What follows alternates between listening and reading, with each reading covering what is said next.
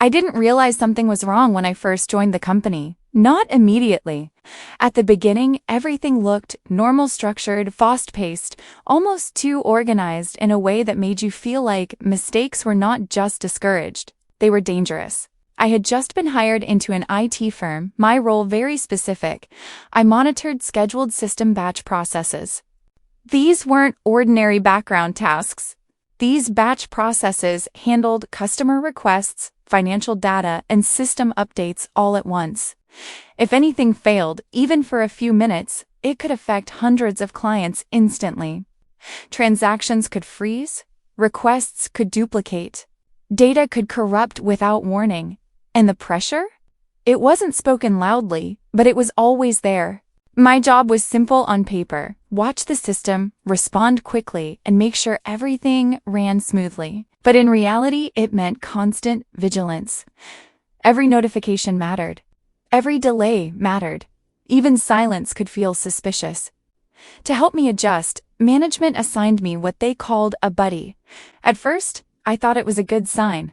A buddy was supposed to guide me, someone I could ask questions, someone who could support me when I wasn't sure what to do. It was meant to make onboarding smoother, especially in a system where even small mistakes could escalate fast. His name was Darren Cole. He was already experienced, already familiar with the system, already trusted. At least, that's what I was told. But from the beginning, something didn't feel right. Darren didn't act like a guide. He acted like a gatekeeper. When I asked questions, his answers were vague. Sometimes he would respond like I was bothering him. Other times, he wouldn't fully answer at all, just enough information to keep me from being completely lost, but never enough to actually make me confident. If I stumbled, he noticed immediately. If I succeeded, it was like it didn't matter at all. It started to feel less like support and more like observation, like I was being watched instead of trained. I didn't understand it at first, so I tried to ignore it. I told myself maybe he was just busy. Maybe he wasn't good with people. Maybe I just needed to adjust. But then came the weekend shift that changed everything. It was a Saturday. I was working from home, sitting at my desk, laptop open, monitoring the scheduled batch processes. Everything was quiet. No alerts, no failures, no warnings. The system was stable in a way that almost felt unreal. The next batch wasn't due for another 30 minutes. For the first time since I started, I thought I could breathe, just a little. That was when it hit me. A sudden wave of nausea. It came out of nowhere, sharp, immediate, and impossible to ignore. Before I even had time to process it, I was already rushing to the bathroom. I sat there, feeling worse by the second, trying to steady myself, trying to think clearly. But my thoughts weren't on my health. They were on the system. On the screen I had just left behind. On what could happen in the next 30 minutes. What if something failed while I was away? What if an error popped up and I wasn't there to fix it immediately? In this job, minutes mattered. Sometimes, seconds mattered. And I was in the bathroom, helpless. That's when I thought of Darren, my buddy. Wasn't that the whole point of him? Someone to back me up when I couldn't be present? Still sitting there, I reached for my phone. I quickly typed him a message. I told him I wasn't feeling well.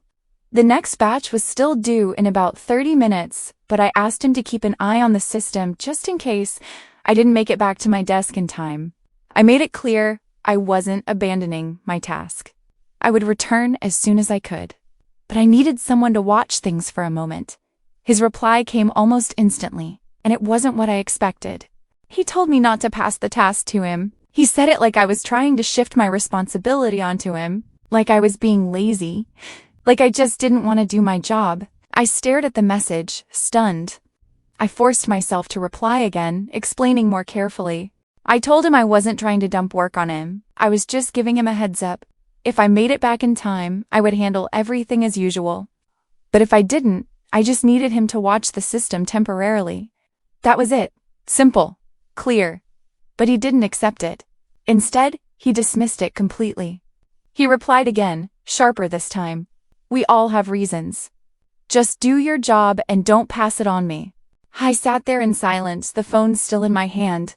The bathroom suddenly felt smaller, colder, and I couldn't stop thinking, what exactly did he expect me to do?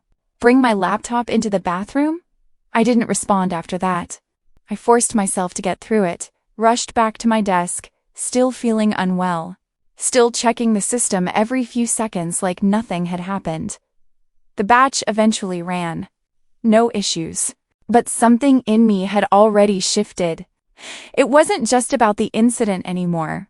It was about what it revealed. The buddy system wasn't a safety net. At least not for me. It felt like something else entirely.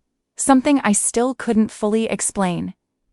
After that weekend, I stopped seeing Darren as a guide. And eventually, I stopped seeing the job the same way too. Because the truth was simple in a way that made everything worse. When things got difficult, I was alone. And when I finally made my decision, I didn't fight it anymore. I resigned.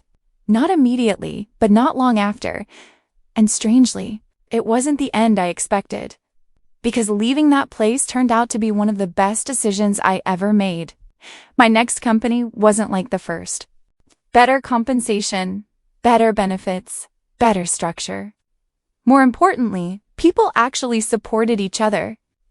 And for the first time since starting this kind of work, I didn't feel like I was being watched to fail. I felt like I was actually part of a team. But I never forgot Darren. Or that Saturday. Because that was the moment I realized something I didn't want to believe at the time. Sometimes, the system isn't the only thing you're monitoring. Sometimes, it's the people beside you. And sometimes, that's the part that breaks first.